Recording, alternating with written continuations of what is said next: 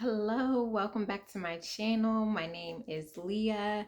I am a career changer pursuing a career in financial planning. And so I am aspiring to become a certified financial planner. As I updated on my last video, I did not pass the exam that I took in March of this year, and I'll be taking the exam again in July. So just an update as to where I'm at now with that, and just in general with my pursuits. So now I am around 68 days away from my exam, and I enrolled in the Kaplan review course. As I shared before, I enrolled in that course because I already have Dalton materials, and I actually had started taking Kaplan's Series 65 review course, and I just liked how it was set up. I liked how it gave me a schedule and um, just told me what to do each week. But what I'm seeing now, I still like how it's set up. I like how their text is outlined and it's like set up like an outline sort of. So I don't feel like I'm doing massive amounts of reading like I did with Dalton. It's still a lot, of course, but the formatting of the reading is different, so it makes it an easier read. Um, I do have some concerns with Kaplan's program, just that I don't think there's enough emphasis on doing the quiz bank questions. At least as far as being assigned quiz bank questions. I know I can do as many as I want on my own. And so each week they assign after each book you read, covering each different topic, they assign you 50 questions to do from the test bank. And I just don't know if that's enough. Yeah, I don't think that's enough. So I've been trying to supplement that with the Dalton test bank as well, because I do still have access to that. So far my tests are going well. I'm scoring in the high 70s and 80s. I've only completed the 2 books so far. So I've completed general financial planning, insurance. I'm working on, I think the insurance book was also combined with employee benefits. And so now I'm working on the investment book, which on the exam I did score well with investing and insurance. So yeah, I'm looking forward into getting into next week's topic, which is tax, which was my weak area on the exam. And so that's where I really want to hone in on, is the tax section. I did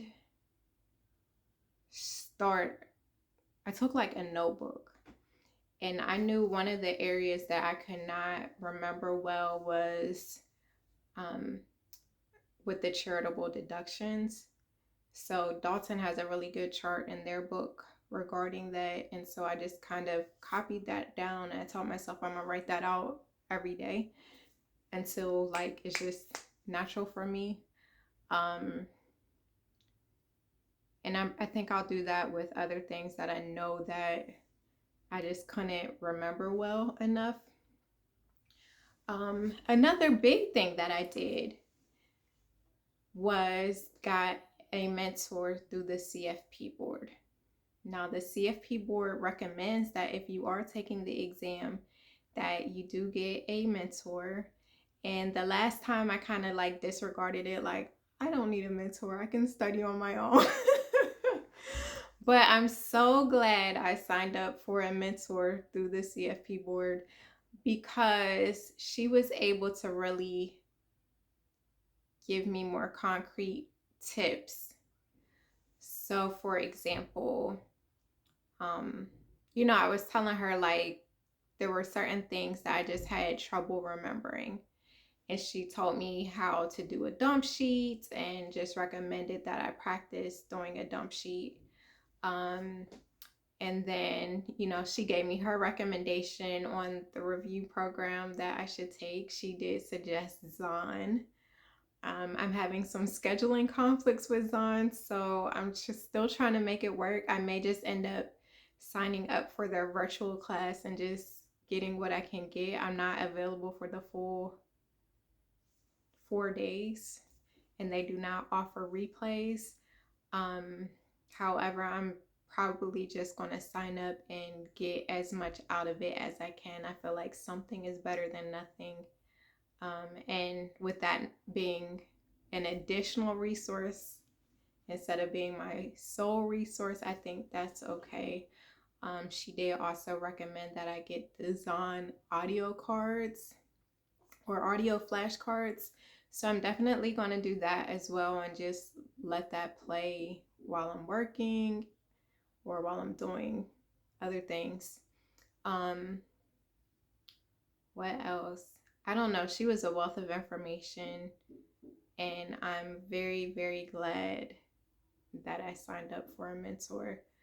And the mentorship ends when the test is over, so it's not like an ongoing commitment, but it's good to know that I have somebody that I can ask questions to, and somebody that's going to hold me accountable as well.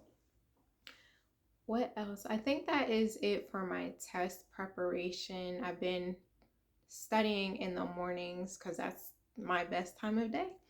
And then also at lunchtime. So that has been really helpful. But I think that is it with the exam prep.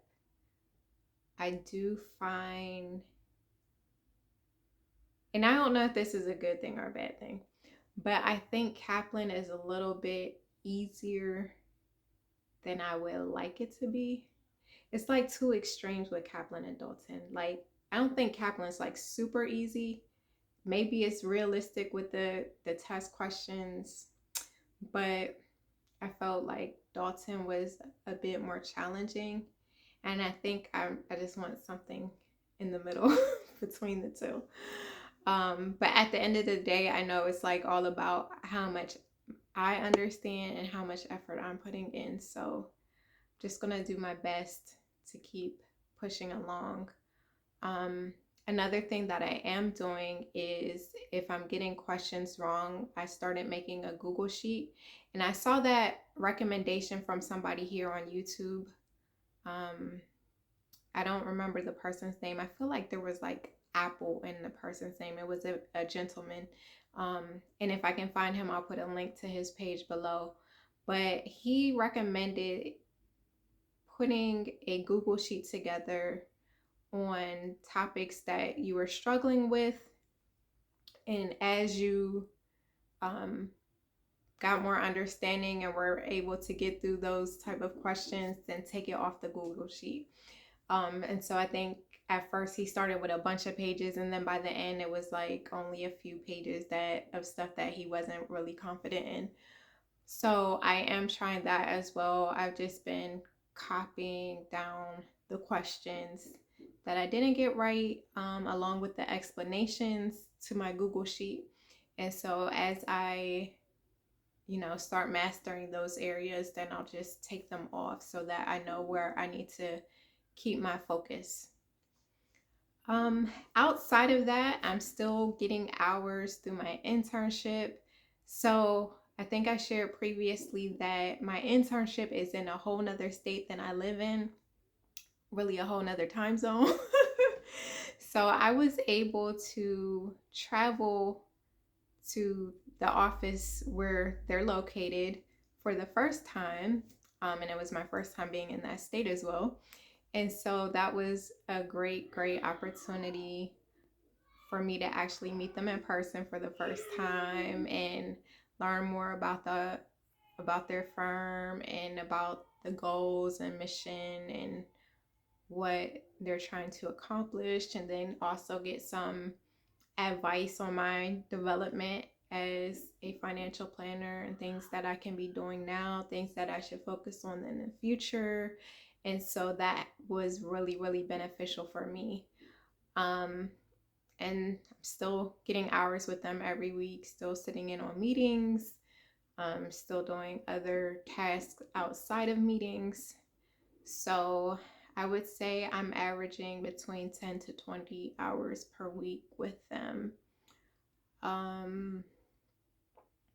That's it for now. I have been behind on my amplified planning. So I'm not sure if I can catch up with that or not. I kind of want to put it on hold while I am studying. So, and if you don't know, amplified planning is a program that was started by Hannah Moore, who also started the Financial Planning Association's externship. And it just allows you to get 20 experience hours per month. And you have to do different tasks with that as well. So it can be a little bit time consuming, but I mean, that's the whole point. You're supposed to be getting experience.